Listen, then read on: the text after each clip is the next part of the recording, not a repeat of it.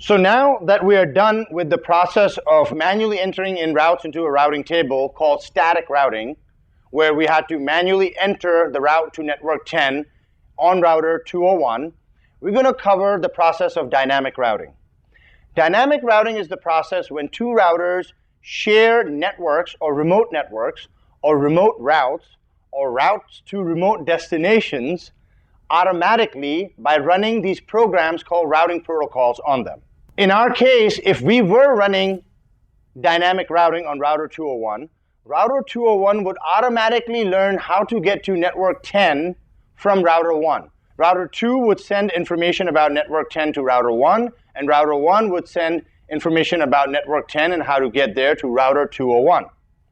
Now, there are two types of dynamic routing protocols. The first kind is your distance vector routing protocols, and your second kind are your link state routing protocols. So the only pure distance vector routing protocol we're going to cover in this class is called Route Information Protocol, or RIP for short. Distance vector routing protocols possess some qualities, some common general qualities. These qualities are, when a router is running a distance vector routing protocols, it sends the contents of its whole routing table every set interval in routing updates.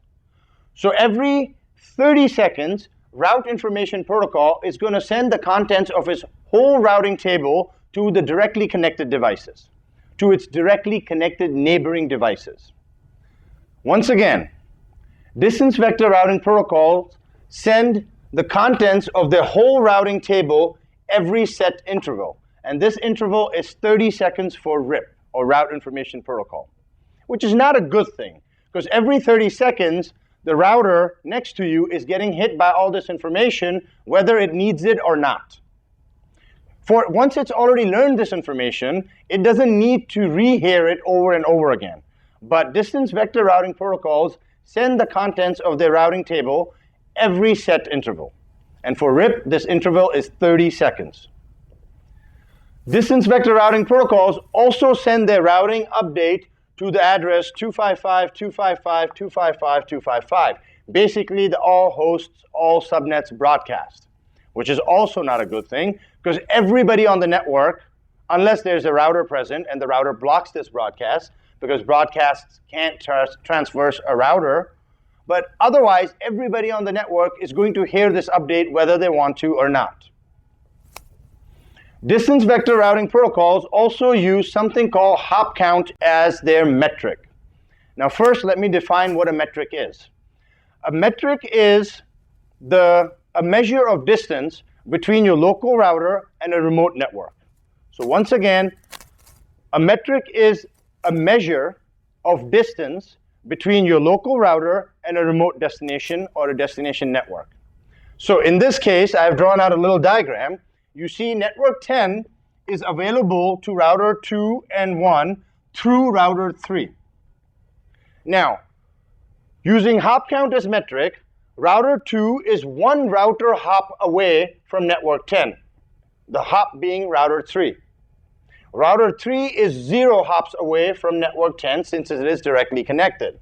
So router 3 will send information about network 10 automatically to router 2 if they are running a distance vector routing protocol with a hop count of 0. Router 2 will increment that hop count to 1. So router 2 will be one hop away from network 10. Router 2 will send information about network 10 with a hop count of 1 to router 1, and router 1 will increment that hop count to 2 to denote that router 1 is 2 router hops away from network 10. Now, distance vector routing protocols are prone to routing loops because they route by rumor. Now, what do I mean by route by rumor? Well, from router 1's point of view, router 1 doesn't really know whether network 10 is actually 2 hops away, or if network 10 actually exists somewhere down here. So, actually, I should say, if network 10 exists somewhere up here.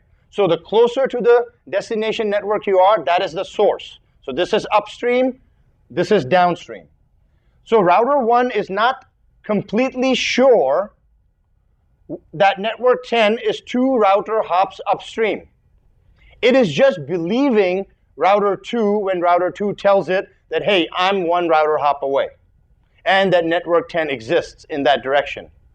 When we get to link state routing protocols, the other type of routing protocol, the alternate to distance vector routing protocols, you will see that router 1 will be completely aware of this link between itself and router 2, and the link between router 2 and router 3, and network 10. So router 1 will have an end-to-end view of the topology. But with distance vector routing protocols, you just believe what the next hop router is telling you, which makes it prone to routing loops. So let's see how a routing loop happens. Now, you don't actually need to know in detail how a routing loop happens for your CCNA. You just need to know that they can happen. However, I will go ahead and demonstrate how a routing loop can happen in a topology. For that, I need to draw a diagram. Now I'm going to demonstrate how a routing loop can happen. So if I were to say network 10, net 10 or network 10 is available to router 4, 1, 2, and 3 through router 5, I would expect a resounding yes from you guys. Router 5, let's say these routers are running route information protocol.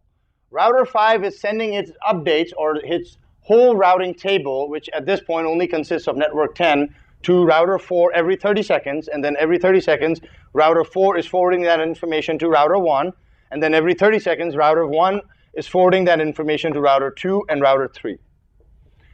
Now, from the point of view of router 3, let's look at router 3.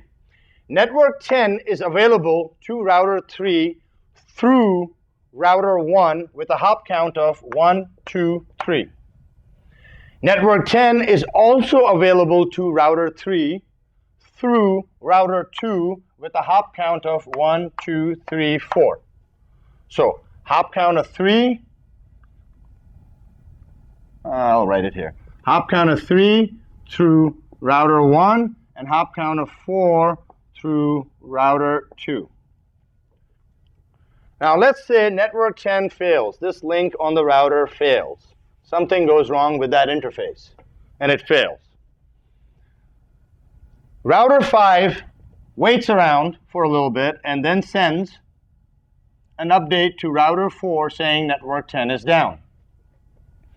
After 30 seconds, since we're running RIP, router 4 tells router 1, hey, network 10 is down. Now remember, for router 3, network 10 is available through two paths, via router 1 with a hop count of 3 and via router 2 with a hop count of 4. Router 1 turns around and sends an update to router 2 and router 3 saying, hey guys, network 10 is down. But since these updates are not synchronized, it could happen that while router 1 was sending that update and that update arrived at router 3 before it arrived at router 2, in the meantime, router 2 sends an update to router 3 announcing that network 10 is available through router 2 with a hop count of 4. And now router 3 also learns that network 10 is down through router 3. So this option gets taken away. So router 2 thinks about it, and router 3 thinks about it and says, well, before it was available through a closer distance or a closer metric with a hop count of 3, but I have no other option, so I will go through router 2 to get to network 10. So router 3 increments the hop count for network 10 to 4 and keeps it in the routing table, but now through router 2. Router 2 hears the update from router 1 that network 10 is down through router 1. But router 3 at the same time sends an update to router 1 saying, hey, network 10 is well and alive through me with a hop count of 5. So router 1 learns this, doesn't know that the updates just came from itself. So router 1 doesn't know that if it goes to router 3 will send it to router 2 and back to router 1. Router 1's view of the topology is goes as far as the next router over, because distance vector routing protocols route by rumor. Router 1 now learns that network 10 is well and alive with a hop count of 5 through router 1. Router 1 sends an update back, this wonderful news, to router 4, saying that network 10 is well and alive with a hop count of 6 through router 1. Router 4 actually sends an update back to router 5 and says network 10 is alive and well with a hop count of 6 through router 4. So basically any packets destined to that network are being black-holed because they're going nowhere. Router 1 also sends this updated receive from router 3 back to router 2 saying network 10 is alive and well through me with a hop count of 5. Router 2 gets this update and goes, hey, the hop count went up from 4 to 5. Router 2 sends this update to router 3 with a hop count of 5, and router 3 increments it to a hop count of 6. This update, again, is sent from router 3 to router 1, and the hop count is incremented, and router 1 turns around and sends the update back to router 2, and what happens is a loop, and you'll constantly be incrementing the hop count, which this process is called counting to infinity, and eventually enough packets will jumble up this network that these routers will crash. So that is how a routing loop can happen. Now, distance vector routing protocols have an inbuilt loop prevention mechanism. Well, there are several inbuilt loop prevention mechanisms. So now we'll go over the distance vector routing protocol loop prevention mechanisms.